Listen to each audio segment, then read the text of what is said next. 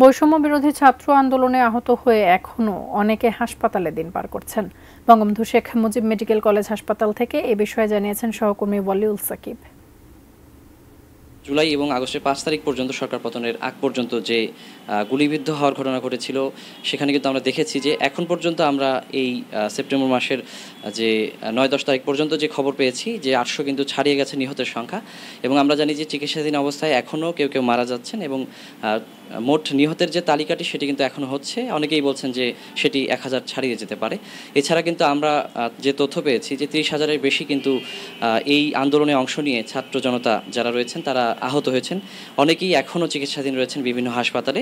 আমি আপনার কাছে জানতে চাইব যে এই মুহূর্তে আপনি যে গুলিবিদ্ধ হয়েছিলেন, আপনার শারীরিক জটিলতা আসলে কেমন?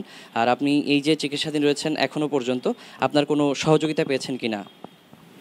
দেখেন, সারা দেশে যে সন্ত্রাসী হামলা হয় তার প্রতিবাদ স্বরূপ ১৬ই জুলাই আমরা জগন্নাথ বিশ্ববিদ্যালয় থেকে একটা প্রতিবাদ মিছিল করি। সেখানেই আওয়ামী লীগের সন্ত্রাসীরা দেশি অস্ত্র, চাপাতি, রামদাও, লাঠি, বন্দুক নিয়ে আমাদের অতর্কিত একটা হামলা করে। সেই হামলায় আমি ১৬ই জুলাই আমাকে একটা পেটে গুলি লাগে এবং আমার খাদ্যনালী, পাকস্থলী এবং অ্যাপাটিসাইড পুরোপুরি ড্যামেজ হয়ে যায়। শিয়া বাটার ও ভিটামিন ই সমৃদ্ধ lily glam beauty soap. Lily, always beautiful. আমি এখনও প্রায় ২ মাস হাসপাতালে চিকিৎসাধীন অবস্থায় আছি। আমার এখনও খাবার দাবার, লিকুইড খাবার খেতে হচ্ছে। আমি মুভমেন্ট করতে পারছি না, আমাকে এভাবে শুয়ে শুয়ে থাকতে হচ্ছে। আসলে আমি আমার ভবিষ্যৎ নিয়ে খুব চিন্তিত।